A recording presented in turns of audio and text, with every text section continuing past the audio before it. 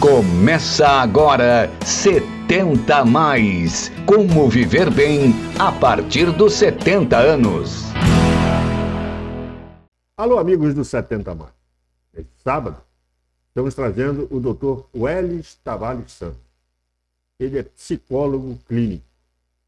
Mas ele tem uma profissão muito peculiar. Mas antes de falar dele, eu quero pedir a vocês que ativem o sininho, se inscrevam no canal e deem seu like, para que a gente possa crescer e o canal conseguir sobreviver.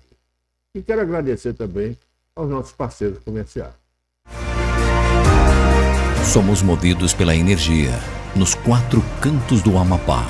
Trabalhamos de forma incansável, sempre em busca da excelência. Somos movidos pela energia.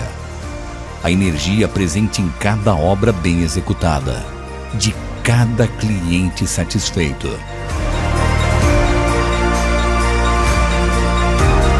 Somos a Eletroservice.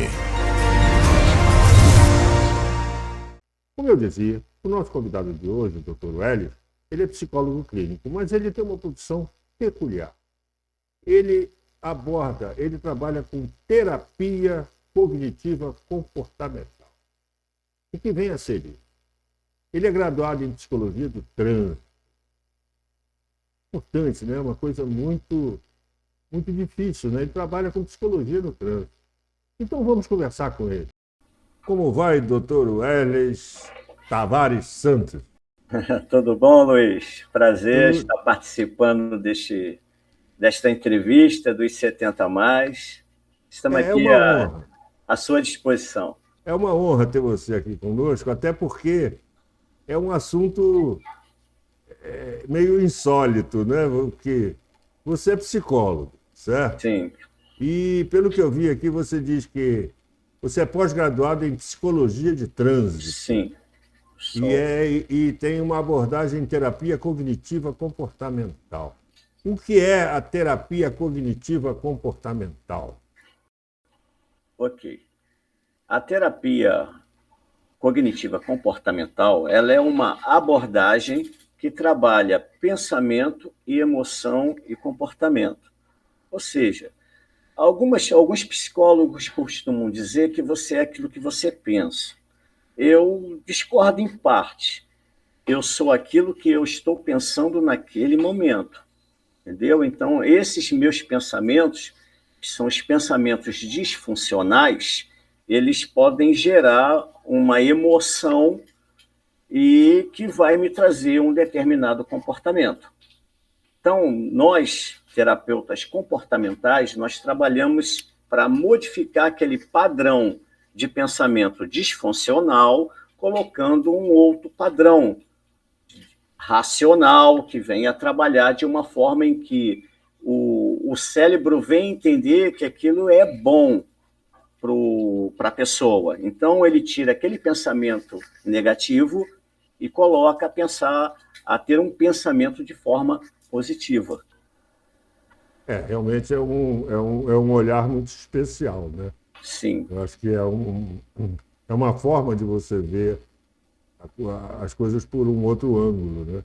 É porque, na realidade, para o nosso cérebro, tudo é real. Ele entende que tudo é verdadeiro. Entendi. Então, como que a gente prova isso? Quando você está assistindo um filme, uma novela, você se emociona com aquilo e você sabe que aquilo é ficção, é uma mentira. Mas o cérebro, para ele, é verdade. Então, ele acreditou que aquilo é real. Então, da mesma forma que ele pode agir de uma forma negativa, nós fazemos a inversão, fazemos eles acreditar que aquilo é bom. E isso realmente cria fantasmas na cabeça das pessoas, né? Você vai criando pensamentos disfuncionais ou funcionais. Cenários estranhos e medos enfim, uma série de... você vê coisas onde não existem, né? Porque, na realidade, ele está muito ligado à sua forma visual. Aquilo que você está vendo, ele transforma aquilo com as experiências que você já viveu, ele cria um cenário para aquilo. E esse cenário pode ser positivo, como pode ser negativo também. Você, por exemplo, se você às vezes vem numa rua e vê uma sombra que você jura que é uma pessoa e não é, às vezes é uma árvore, é uma planta que gerou uma sombra, Exatamente. e você vê ali um assassino naquele canto, não é isso? Exatamente. É o cérebro criando uma série de Criando, situações. trazendo uma imagem. Porque você tem uma figura de uma pessoa. Aquela árvore trouxe essa lembrança. Ele vai e completa o contexto, né? Aí você pensa que é alguém que está ali para te fazer mal. Normalmente a parte negativa, infelizmente, ela supera a parte positiva. Isso também envolve o que você assiste, a sua forma, o ambiente que você convive, tudo isso, entendeu? O que você lê, isso tem uma influência diretamente na nossa forma de viver. Tá, aí então vamos voltar Sim. à sua especialidade principal, né? Que você cuida do idoso ao dirigir. É isso, né? É, Você gosta de fazer isso, né? gosto. Você gosta de fazer esse tipo. E qual na verdade, você é instrutor, você sempre foi instrutor, Sempre né? fui. Sempre E fui. usa a psicologia para conseguir Isso. mais do seu aluno, é isso? Eu conciliei, né, a parte da psicologia, fazendo a abordagem, me especializando na terapia cognitiva comportamental, que o trânsito nada mais é do que você estar observando, trabalhando com os seus sentidos, né, visão, audição, tato, é um comportamento, e esse comportamento vem através do que você ouve, do que você vê, e isso influencia diretamente no trânsito. E o idoso tem as suas peculiaridades, né? Ele tem, porque a idade está chegando, tudo vai diminuindo, então tem que ter um certo cuidado na direção veicular. Até porque os reflexos ficam mais lentos, não Tudo. é isso? As conclusões também ficam mais lentas, Que é as tomadas de decisão ficam mais lentas, exatamente, tomada de né? decisão. E Isso, nessa tomada e de no decisão, trânsito você precisa ter uma agilidade muito grande, muitas vezes, para sair de determinadas situações. porque a sua percepção você precisa interpretar para poder tomar uma decisão. E muitas vezes ali são questões de segundo. O tempo de reação, na realidade, de um condutor são 2 segundos. Ou seja, é 1 segundo para ele reagir.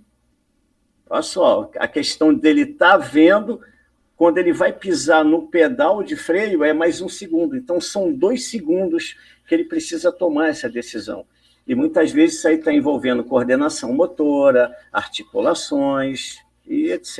Outras coisas também que vai dificultar para ele ter essa tomada de decisão rápida e correta. Entendi. E qual é a idade? Até que idade o sujeito pode dirigir, digamos assim?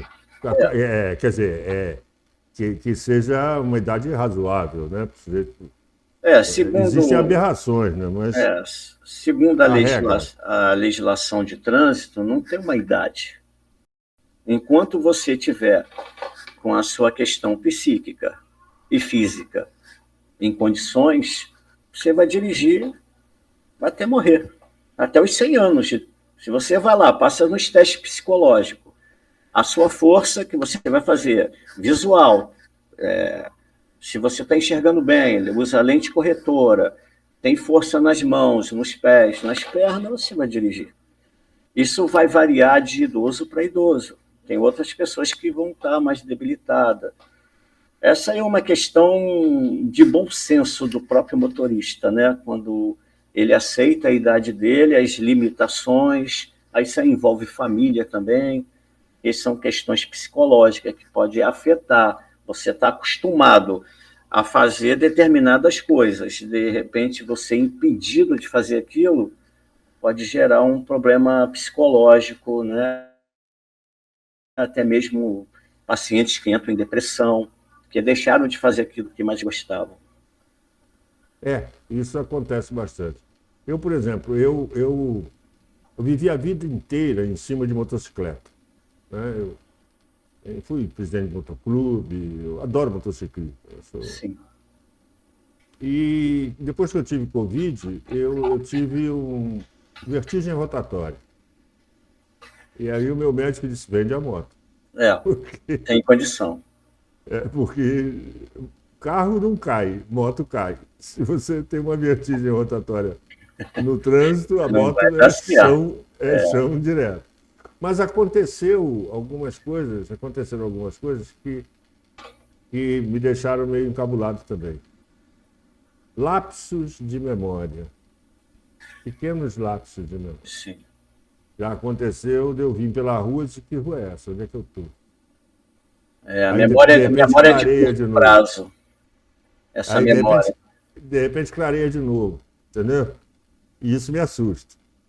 Né? Isso acontece, né? Acontece. Isso é a memória de trabalho, entendeu? Inclusive, eu vivenciei uma experiência agora recentemente com isso. Essa é uma das sequelas que eu tenho até hoje, mas a minha profissão me ajuda a melhorar bastante. Eu tive um câncer, né, agora em 2022, de colo de reto, eu operei, fiz quimioterapia. Graças a Deus está tudo bem, mas a quimio me deixou essa sequela. Uma delas é esse lapso de memória.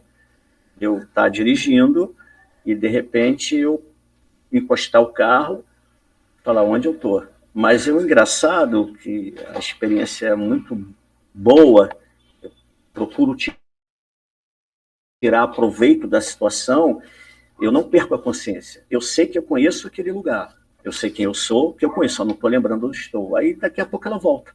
Acontece aqui no condomínio que eu moro, quando eu estou andando, me dá um lapso, qual bloco que eu moro. Aí a minha cachorrinha vai e me ajuda. Isso é uma sequela que ficou. Exatamente. Isso é perigoso no trânsito. Ela vira a sua bengala, né? Virou a minha bengalinha. Isso para o trânsito é perigoso. Entendeu? Já para o idoso, qual é a tendência disso? É agravar. Aí você vai ter que ter consciência de chegar e não posso mais dirigir, não está dando mais. Você está dirigindo. E daqui a pouco você começar a esquecer as suas habilidades, porque o idoso é a demência, o Alzheimer, né, o Parkinson, tudo isso começa a afetar, né, a vida de um idoso, então ele tem que ter consciência que é a hora de parar. Não tem limite, né, de idade. Oi? Você é do Rio de Janeiro. Né? Sou do Rio de Janeiro. Realengo. Qual é o seu bairro aí? Realengo. Realengo. Eu sou carioca também, né? Eu nasci em Brás de Pina. E cheguei aqui, hoje eu gero o programa do Amapá, eu moro no Amapá. Que delícia! Isso... Logo ali. A internet proporciona isso. Né? Como diz o mineiro, é logo ali. São 4.000 e poucos quilômetros só. Oxe, só isso. Mas o que eu digo é o seguinte, uma outra pergunta, quando é que o idoso, você já me respondeu isso, quando é que o idoso deve parar de dirigir? Quando ele achar que deve, é isso mesmo? Isso, exatamente, porque ele vai ter que, a partir dos 70 anos, renovar sua carteira de 3 em 3 anos. Então, ele vai estar fazendo teste visual, né, oftalmológico, vai estar fazendo teste de força, coordenação motora, entendeu? E dependendo da atividade que ele exerce, até um teste psicológico, vai ver memória, vai ver várias coisas ali dentro do teste. E ele vai começar a apresentar algumas dificuldades. Então, vai ter uma certa limitação. Isso a família tem que estar acompanhando, né? Por quê? Para começar já a fazer um trabalho para ele deixar de dirigir, ou dirigir por não fazer viagens longas, porque o corpo não aguenta, é o cansaço, né? A ergonomia dentro do carro, a forma que você se posiciona no banco, e a pessoa idosa começa a ter essas limitações. Então, ele tem que ter o bom senso, a consciência dele começar a se preparar para parar mesmo de dirigir. E a família ajudando, nunca sair sozinho, sempre acompanhado. Que várias coisas podem acontecer, né? Desde derrame, um ataque cardíaco, tudo pode acontecer com a pessoa idosa. Infelizmente, nós não temos como escapar disso. Por mais que você se cuide, que seria um dos parâmetros também para o idoso, a atividade física, estar sempre cuidando da sua saúde, para ter uma vida melhor, né? uma velhice mais confortável, vamos dizer assim, sem sofrimento. Mas a gente sabe que não é bem assim. Por mais às vezes que as pessoas se cuidem, essas coisas acontecem.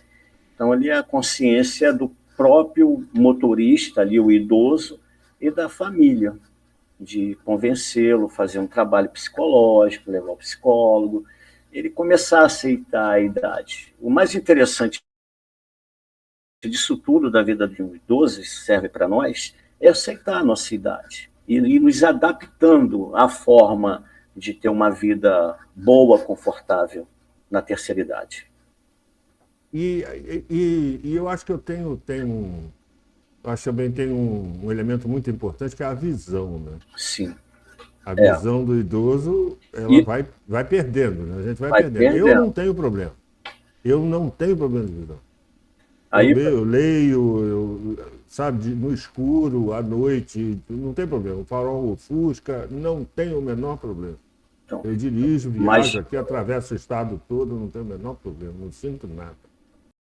Mas vai ter idosos que precisam de lente corretora, né? E começam a ter dificuldade. E você tendo dificuldade para enxergar, isso vai gerar uma insegurança em você também. Com certeza. Um medo, uma ansiedade, aí começa a vir os fatores negativos, né? Eu costumo dizer, é um abismo chamando outro abismo. Ele não está enxergando, então ele começa a ter a dificuldade que no trânsito não está enxergando, vai gerar o medo, a ansiedade, daqui a pouco uma insegurança, pânico, e por aí vai. É um abismo chamando o outro. Esse é o perigo.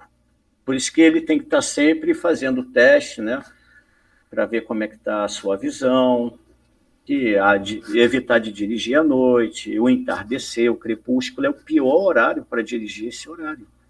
Por quê? O farol não funciona direito, ainda está escurecendo. Você liga o farol, você não vê quase nada mudar. Então, o crepúsculo, o entardecer é o pior horário para dirigir. É melhor que se escureça logo. Eu já vi isso, já notei isso. Na estrada, eles chamam de hora grande. Isso. É a hora grande na estrada, que todo mundo sai da estrada nessa hora. Aí você imagina espera anoitecer para continuar a viagem. Exatamente. Aí imagina o idoso já com um problema visual. Então, as condições adversas, isso sem contar neblina, cerração, chuva, né? O tempo fechado, etc. São vários fatores adversos que vêm influenciar na direção até de uma pessoa que não é idosa. Imagine o idoso, pior ainda. Pois é, e eu vejo também um outro fator, que eu acho que, no meu caso, não incomoda, porque sou eu e a minha esposa só, mas o sujeito encher o carro de gente e ficar todo mundo batendo papo, conversando, e o sujeito dirigindo, tentando se concentrar e não consegue. Isso é uma fonte de dispersão dos sentidos impressionante. Isso é uma condição adversa. Por quê? O foco da atenção dele é o trânsito, se bem que nós temos a atenção chamada alternada. Que é isso? Eu consigo estar focado no trânsito e olhando todo o contexto do trânsito, olhando as placas, sinalização, eu estou dividindo a minha atenção. Às vezes com o rádio ligado dentro do carro, ouvindo uma música, pessoas conversando com você, e você consegue dirigir com a sua atenção alternada, sem perder o foco no trânsito. Mas com o passar da idade, como nós falamos aqui no início, vai tudo diminuindo. Daqui a pouco tem coisas que começam a te incomodar.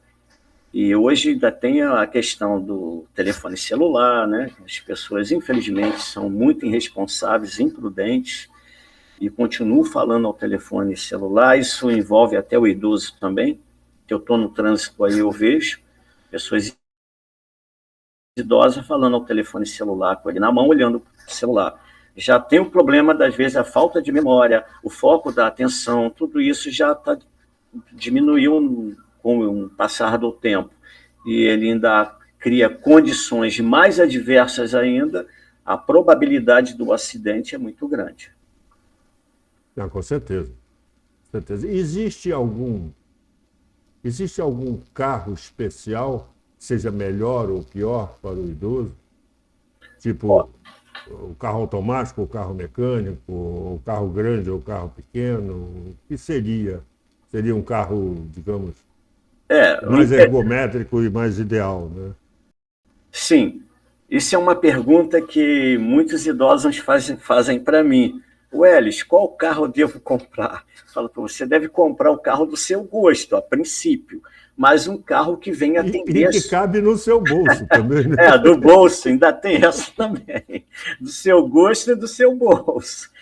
Mas um carro que venha atender às suas necessidades. Claro que um carro automático ele vai ser muito mais confortável do que um carro manual.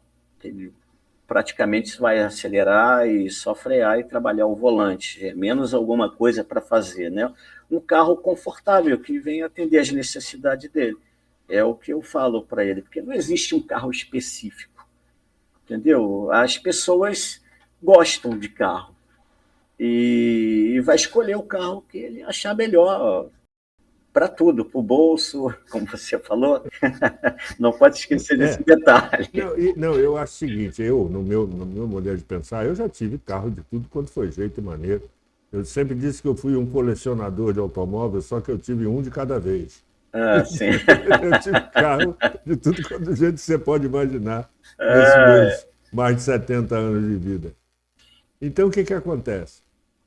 Eu acho o carro automático, conhecido hidramático, né?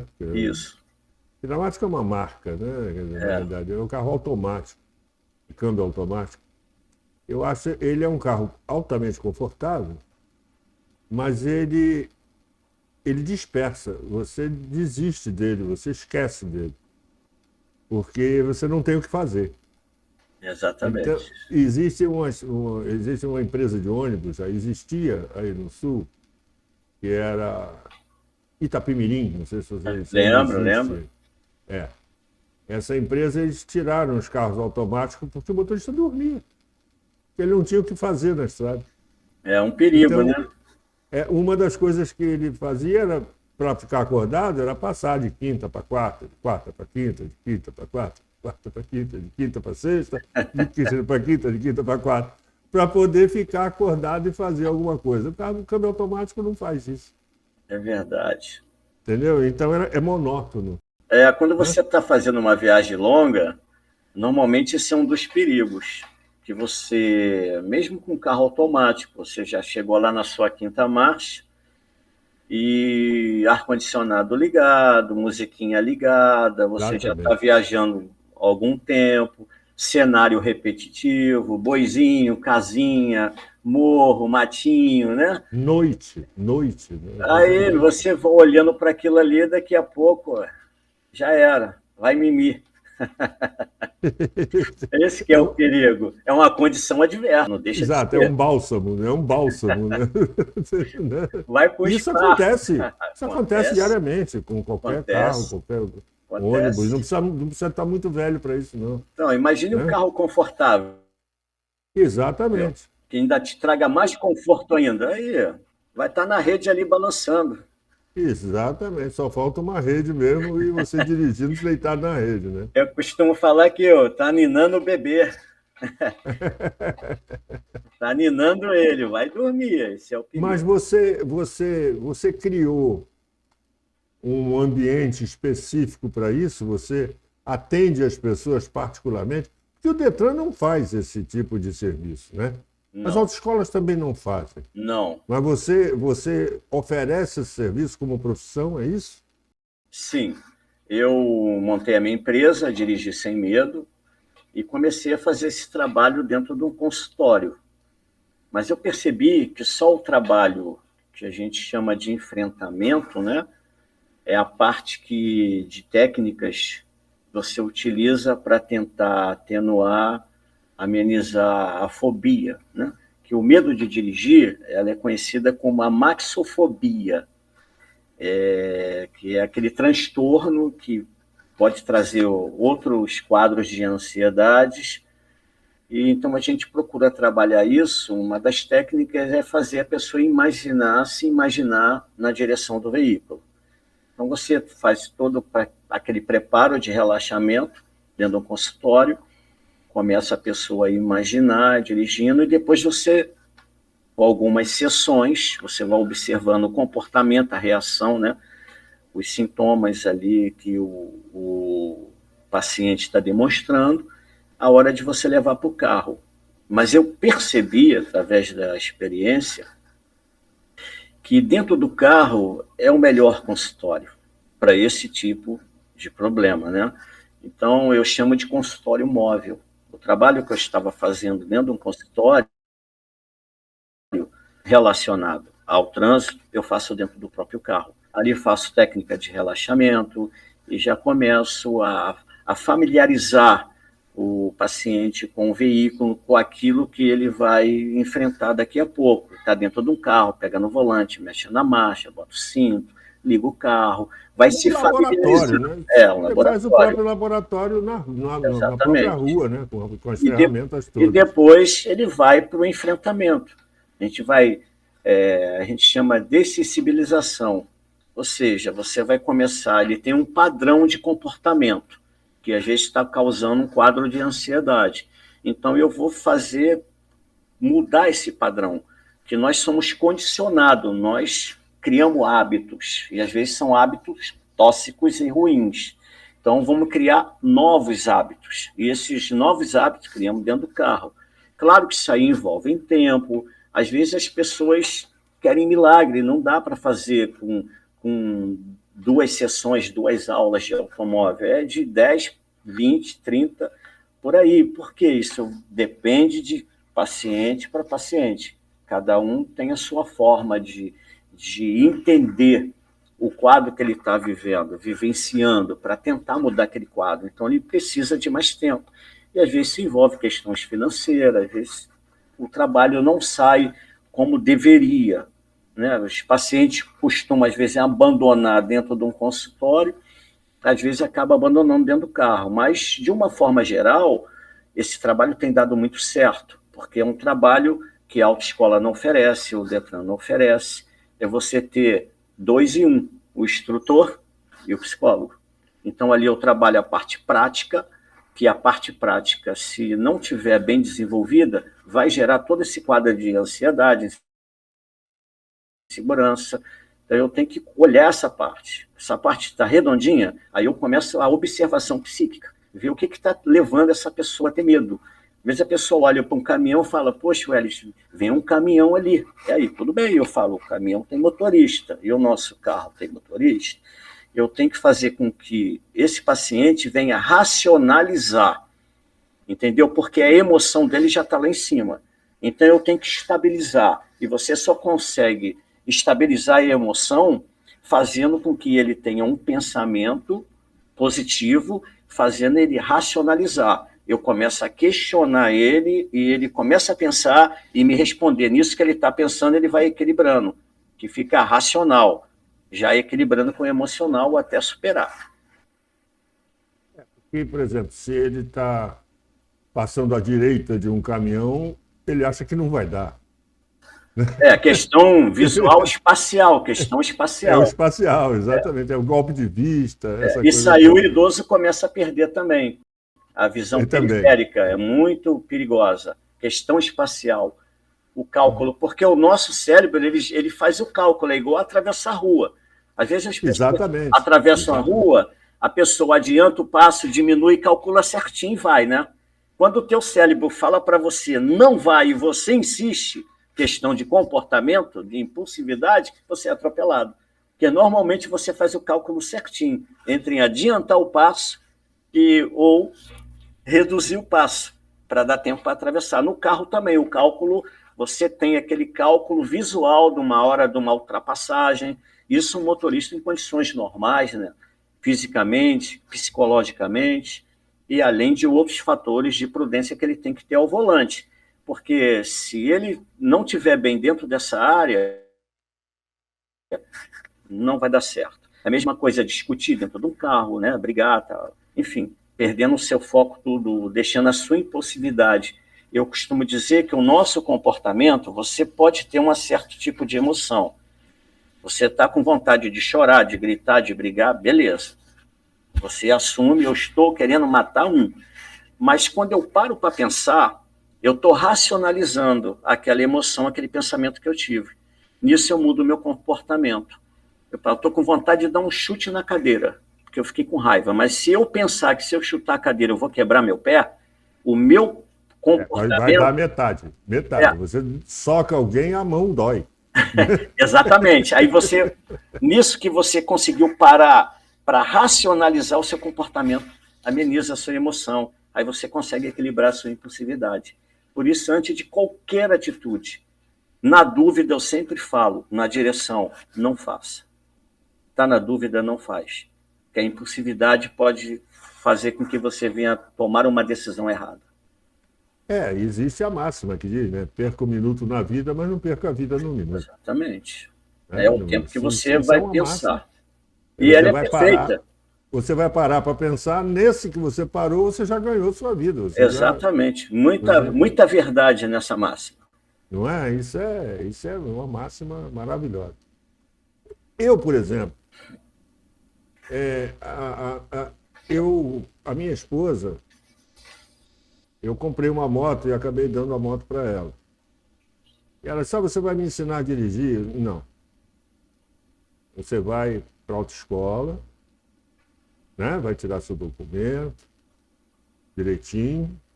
O dia que você tiver todo documentado, eu vou ensinar você a dirigir moto. Porque o seu instrutor não ensina você a dirigir moto. Ensina você a passar na prova. Ele não ensina. Motocicleta é uma coisa muito complicada para o cara te ensinar em meia dúzia de aulas. Eu trabalho com moto há 40 anos, na época, e todo dia eu aprendo uma coisa em cima da moto. Então, quer dizer, você vai, tira sua carteira, depois eu vou ensinar você a andar de moto. Né? E ela cumpre isso. Hoje ela dirige moto muito bem, viaja maravilhosamente, gosta de moto. Legal. Ao contrário de mim, eu não gosto mais, não. Você não gosta de moto? Não, eu sofri um acidente para nunca mais. Fratura de bacia, tornozelo, traumatismo craniano. Eu falei, não, chega, não quero moto, não. Não tenho nem carteira, não faço nem questão de ter. Porque eu sei que é bom. Sim, motocicleta é muito bom. Aí eu falo, não. É como cigarro, né? O cigarro é um vício horroroso. Mas fumar é uma delícia. É verdade. Eu fumei durante 50 anos. Há 7 anos atrás eu parei de fumar. Sim. Mas fumar é bom, é gostoso. Então, mas é horrível, né? Aí eu lhe pergunto, eu, por exemplo,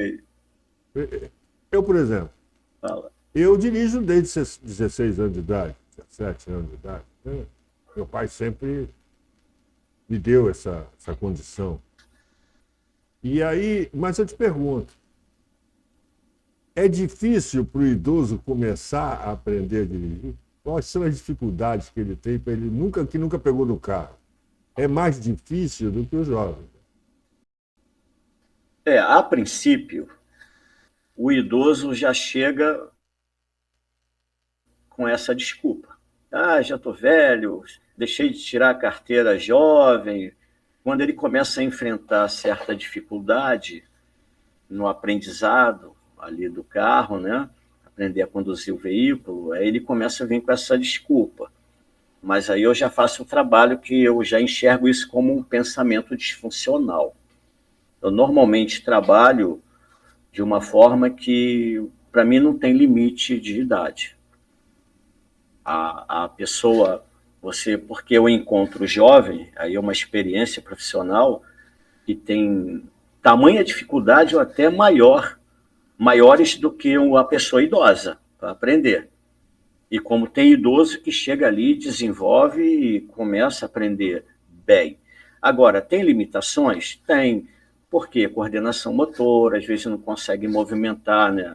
Os ombros, o pescoço, que às vezes você tem que olhar para fora, ter uma agilidade maior no volante. Apesar dos volantes hoje, a direção hidráulica, elétrica, é bem levinha. Mas o idoso tem essa dificuldade de tempo de reação, mas aprende.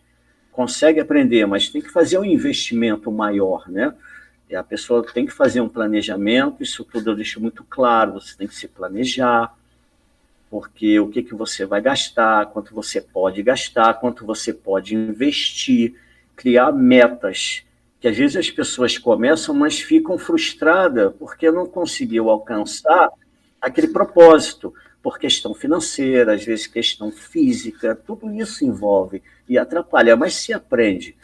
De uma forma geral, aprende. Eu, particularmente, não crio dificuldade, pelo contrário, eu incentivo. Já que ele procurou, passou nos testes do Detran e passou na prova do Detran, ou está naquele processo de fazer a prova prática ainda, que eles às vezes procuram o meu trabalho antes de fazerem a prova prática. Aí eu faço esse trabalho antes, familiarizando com o local, levo ao local da prova, eu conheço tudo. Aí é que a gente chama aquela colinha da prova. Eu ainda falo, poxa, vocês têm a cola, só chegar lá e repetir. E muitas vezes o aluno não consegue, aí você vai entender, né? Já é questão de ser avaliada, entra o nervosismo, aí você tem que trabalhar outras partes psíquicas. Enfim, é um trabalho bem complexo, um trabalho muito legal, gosto muito do que eu faço e tem dado muito resultado. Isso faz parte desse rosário de dificuldades que não só o idoso, né? Qualquer cidadão tem. Sim. Numa maior intensidade ou menor intensidade, né?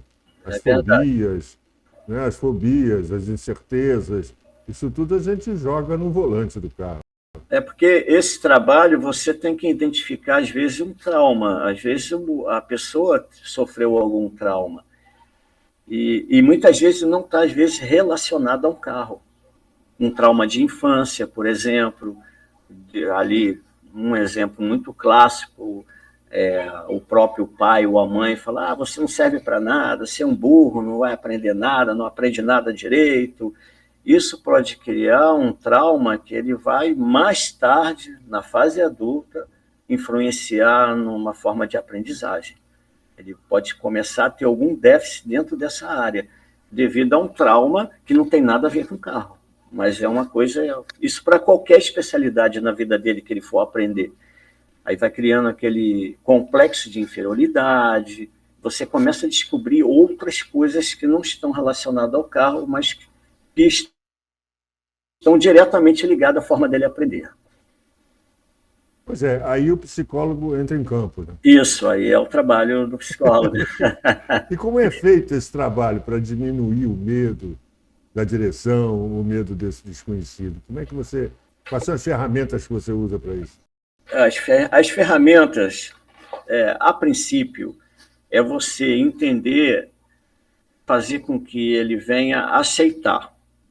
E às vezes a pessoa, por vergonha, ele não aceita aquilo que ele tem medo, ou chega para você ali não se abre. Então você tem que deixar ele, a princípio, muita vontade, mostrar para ele que a dificuldade ela existe. Primeira coisa é a aceitação.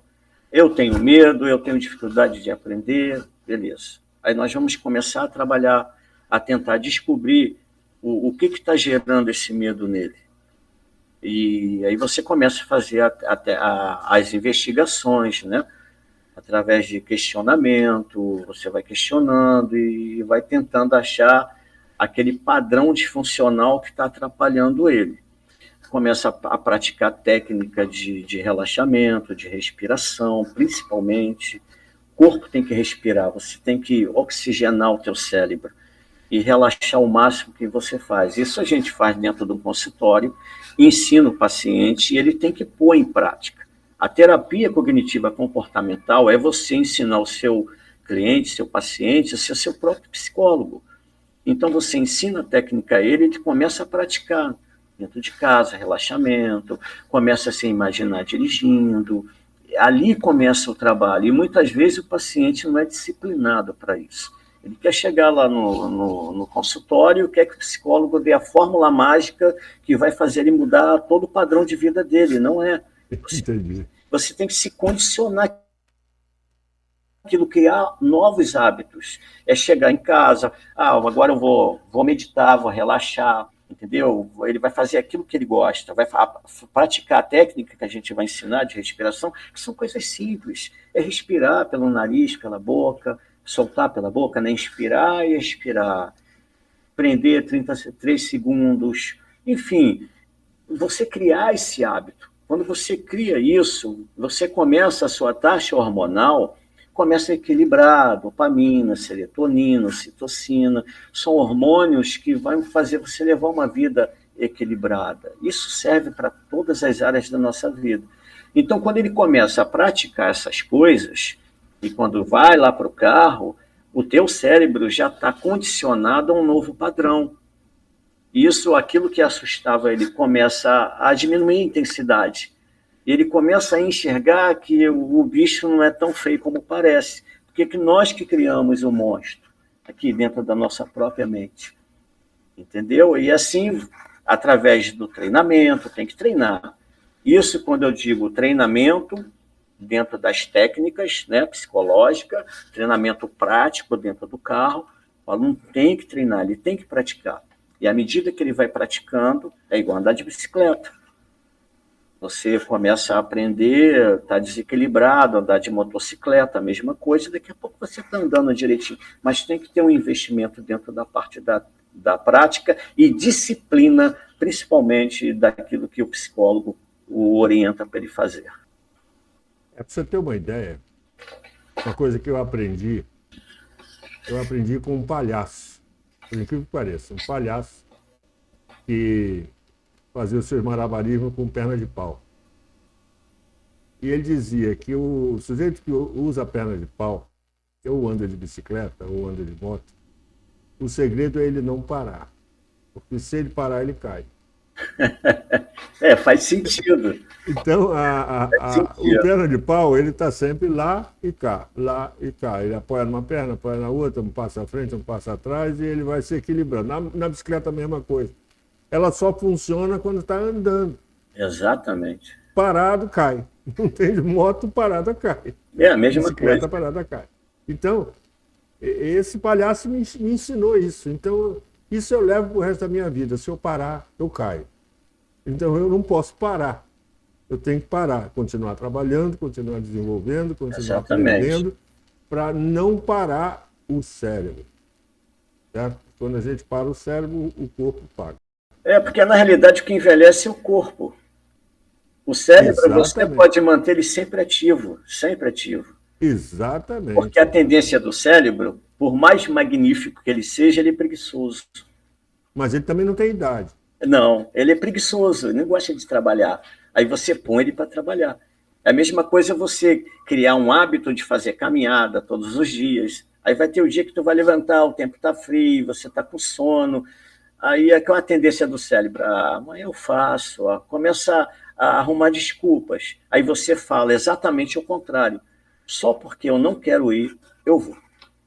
Não posso parar, como você falou. Aí quando você vai, ele entende que aquilo é importante e daqui a pouco está sentindo frio, está sentindo nada, vai fazer a sua caminhada perfeitamente.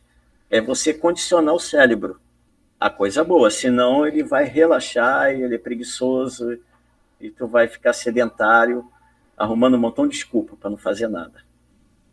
Eu acho o seguinte, eu penso que dirigir é como tocar um instrumento musical. Quando você vai aprender um instrumento musical, ele domina você. Então, você não sabe onde bota a mão, você não sabe, você tem medo do instrumento. Mas aí você vai ganhando força em cima do instrumento e você vai passando a dominar o próprio instrumento. Exatamente. E ver que ele não é tão ruim quanto você podia imaginar. Eu tenho uma frase que eu digo que dirigir é uma arte que se aprende e se aperfeiçoa. Você acabou de falar exatamente isso. Exatamente. Quanto mais você dirige, mais você aprende a dirigir. Quanto mais você toca um instrumento, mais você se aperfeiçoa. Exatamente. Né? Então, dirigir é um instrumento. Você está usando um instrumento. E você começa a praticar. Aí você vai se aperfeiçoando. Eu ainda acho pior. Eu acho que no automóvel você ainda é responsável pela vida dos outros, não é só pela sua. Né? verdade. Porque é do cara que está no outro carro, é o teu companheiro que está do teu lado, é o cara que está no banco de trás, é a criança que atravessa no meio da rua. Exatamente. Né? Você é responsável por tudo isso. E existe, aqui no meu estado, fizeram uma campanha, que a campanha assim, foi muito, muito bem feita. Essa campanha dizia o seguinte: todos nós somos pedestres. Você tem que lembrar disso. Você, quando está dirigindo, você é pedestre. Verdade. Você vai parar seu carro, vai virar um pedestre. Ué, todos nós somos pedestres. Tem uma coisa que eu discordo um pouco da direção defensiva, e eu não sou a favor dessa forma que eles colocam, que é você dirigir por você e pelo outro. Não, eu não concordo com o psicólogo. Eu não dirijo pelo outro. Porque a direção, ela tem uma individualidade. Eu não sei o que está passando na sua mente, no volante, no sentido ao contrário. Eu não sei como estão as suas condições físicas, psicológicas. Eu não sei, então eu não posso dirigir por você. Eu dirijo por mim. Agora, a forma... a gente pode supor o que pode acontecer com você a qualquer momento. Exatamente. A minha forma prudente de dirigir, eu posso estar evitando um acidente no total relaxamento, negligência, imperícia de um outro condutor que vem em sentido contrário. Agora, dirigir por ele eu não posso. Eu dirijo por mim. E essa frase que eles utilizam, dirigir por mim e pelo outro, eu não concordo, não. Eu dirijo por mim, o senhor dirige por você. Entendeu? Agora, a nossa forma de direção é que vai trazer a prudência e evitar o acidente. Entendeu? A direção defensiva é exatamente isso. E é onde eu falo para o idoso, onde ele tem que ser mais prudente ainda. Normalmente, eles costumam ser. Normalmente, né? Não são. Mas eu acho que a própria insegurança leva à prudência. A prudência, né? É o medo, né? Porque o medo, ele é um mecanismo de defesa. Nós temos que ter um certo grau de medo, é normal. Ou o medo ele vai te paralisar, ou fuga, um dos dois. Exatamente. Agora, o medo me traz um nível de atenção maior. Ele não pode extrapolar isso. Se ele extrapolar, aí já começa a virar pânico, aí complica tudo, aí já deleta tudo. Mas ele é um mecanismo de defesa, o medo. Ele nos traz uma certa prudência e atenção. Mas o jovem também, né? O jovem também é muito inseguro, porque eu acho que o jovem ele se acha inoxidável, né? Eu acho que nada vai acontecer com ele, e que ele pode tudo. Principalmente esse motociclista, né? E acha que pode passar com a moto em tudo quanto é canto. Né? Aí o maior índice de acidente hoje está muito alto, o índice por motocicleta. Ele acha que ele encolhe, né? Eu tenho peito de aço, né? Vai encarar a lata do caminhão, do ônibus, e não... Aí a realidade está mostrando que não é isso, né? Eles têm que fazer uma nova política de trânsito para a moto, porque está muito bagunçado. Pelo vejo aí, a nossa legislação ela é muito boa, ela é boa, só que as pessoas não obedecem. Aí é questão de educação, aí entra outras áreas que a gente vai ficar até amanhã discutindo sobre isso e não vai resolver, mas é uma questão de conscientização, educação do trânsito nas escolas, entendeu? Colocar as pessoas para darem aulas sobre trânsito, pessoas especializadas, instrutores que dão aula em autoescola e para a escola pública. E tem que mudar essa política. É na educação, é desde criancinha. Porque, na realidade, a gente vê, só um minutinho, você vai observar que, às vezes, a questão de uma criança, eu vejo isso muito em consultório. Quando eu falo para o pai que você ensina o seu filho a fumar, ensina ele a beber, você ensina ele a mentir, são os pais. As crianças são esponja e nós somos espelho. Ele olha para a gente, vê você fumando, ele vai fumar. E você quer bater nele, fazer ele engolir o cigarro, não é assim? Se alguém liga para você, ele atende o telefone, a primeira coisa que você fala para ele, se você não quiser atender, diz que o papai não está ensinando ele a mentir. Aí depois você quer desconstruir tudo que você construiu. Para você fazer esse trabalho vai ser muito difícil. Aí você tem que destruir tudo aquilo, desconstruir para construir. Então a educação do trânsito é a mesma coisa. Se você O pai já ensina a criança a atravessar fora da faixa, com sinal aberto. O senhor deve observar essas coisas aí também. Jogar lixo na rua. Ele vai crescer um adulto como? Fazendo a mesma coisa. Então, é educação na escola, desde criancinha, educação para o trânsito. Aí nós vamos ter um trânsito melhor lá na frente. Professor, eu queria Sim. realmente agradecer a você ter vindo aqui, deixar um pouco do seu saber, do seu tempo aqui conosco, para transformar isso num papo produtivo para nós da terceira idade, e precisamos disso. Que o idoso precisa ser ouvido. É verdade. O idoso precisa existir. E eu faço questão de fazer a minha parte. Eu, como idoso, cheio de dúvidas, e eu agradeço profundamente você ter vindo aqui conversar conosco. A câmera é sua, você pode dizer o que você achar que deve. Eu queria que você me desse a sua rede social, que as pessoas entrassem em contato com você para saber mais sobre isso, o pessoal aí do Rio de Janeiro, inclusive para lhe ajudar no seu trabalho, certo? Para você crescer cada vez mais e ter mais sucesso nesse trabalho que eu bato palma para você, realmente bato muita palma para você. Muito obrigado por ter vindo. A câmera é sua, fica à vontade, diga o que você achar melhor. A câmera é sua, pode dizer o que você quiser, por favor. Ok. Eu que agradeço a oportunidade de estar no seu programa. Trabalho muito interessante que o senhor fez, que o senhor faz, né? Dando oportunidade para as pessoas expressarem as suas opiniões, seus trabalhos, e principalmente se tratando de pessoas idosas. Eu costumo chamar invisibilidade social. As pessoas esquecem do idoso. E muitas vezes, quando jovem, esquece que um dia vão ficar velhos, se não morrerem jovem. Então, a gente precisa enxergar a pessoa idosa, dar uma oportunidade, ver oportunidades de trabalho, uma oportunidade para o idoso se socializar, e às vezes ele se socializa através de uma direção veicular. É um trabalho que eu faço com o idoso e tenho um prazer imenso de trabalhar e não vejo a dificuldade, pelo contrário, procuro eliminar as dificuldades, fazer com que essa pessoa venha se sentir bem, se socializar novamente com as pessoas, né? Que acaba ficando o idoso no esquecimento. Isso vai gerar mais vida, mais vontade de viver e aquele desejo de se cuidar, de ser mais produtivo para a sociedade, porque é um apelo que eu faço, né?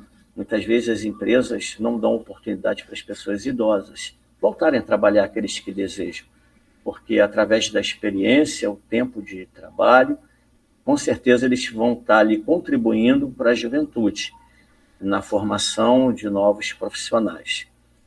Desde já eu quero agradecer mais uma vez pela oportunidade. Depois eu passo para o senhor a minha rede social, para o senhor botar por escrito, meu Facebook, meu Instagram.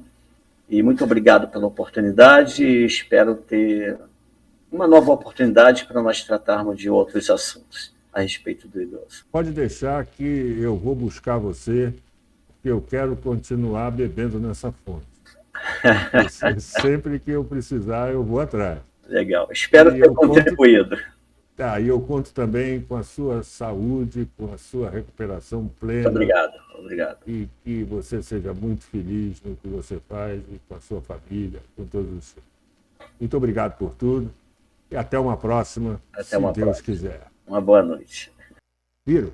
Psicologia do trânsito é muito importante para a terceira idade, porque na nossa idade os reflexos diminuem, né? A nossa capacidade cognitiva diminui e precisa desse tratamento especial. Foi uma honra ter o Dr. Wellington aqui conosco. E até sábado, se Deus quiser. 70 mais. Como viver bem a partir dos 70 anos. Até a próxima.